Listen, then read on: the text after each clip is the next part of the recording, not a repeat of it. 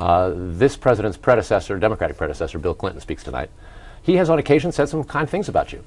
Tonight, it's expected that he'll be a little bit less kind and probably take you to task on the assertion that President Obama has gutted welfare by his Health and Human Services Directive Memorandum to make available waivers. You want to pre-act to that? Well, I'm not sure exactly what President Clinton will say, but there's no question but that President Obama's decision to say that we're going to allow waivers or excuses from work requirements in welfare was designed to shore up part of his base that may not be inclined to go out and vote in the same kind of energy and passion as they did 4 years ago.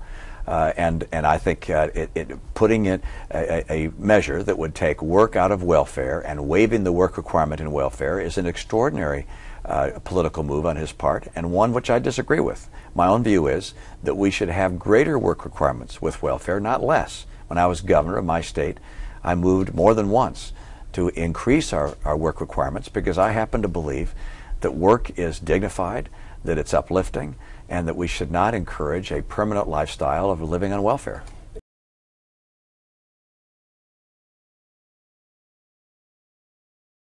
Now, wait a minute.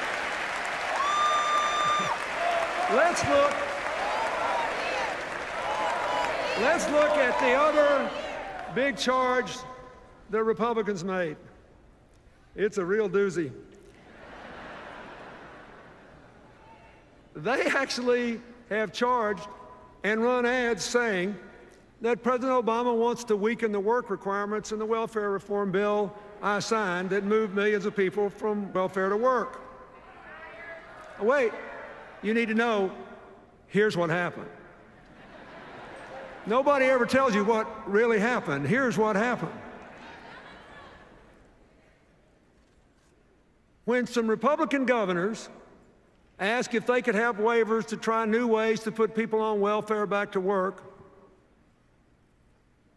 the Obama administration listened, because we all know it's hard for even people with good work histories to get jobs today, so moving folks from welfare to work is a real challenge. And the administration agreed to give waivers to those governors and others only if they had a credible plan to increase employment by 20%, and they could keep the waivers only if they did increase employment. Now, did I make myself clear? The requirement was for more work, not less. So, this is personal to me. We moved millions of people off welfare. It was one of the reasons that in the 8 years I was president, we had 100 times as many people move out of poverty into the middle class than happened under the previous 12 years. 100 times as many. It's a big deal. But I am telling you, the claim that President Obama weakened welfare reform's work requirement is just not true. But they keep on running ads claiming it. You want to know why? Their campaign poster said, "We are not going to let our campaign be dictated by fact checkers." Now,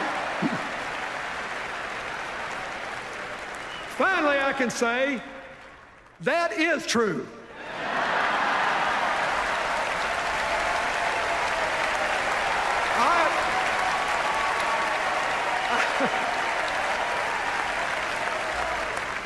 I couldn't have said it better myself. And I hope you and every American within the sound of my voice remembers it every time they see one of those ads and it turns into an ad to re-elect Barack Obama and keep the fundamental principles of personal empowerment and moving everybody who can get a job into work as soon as we can.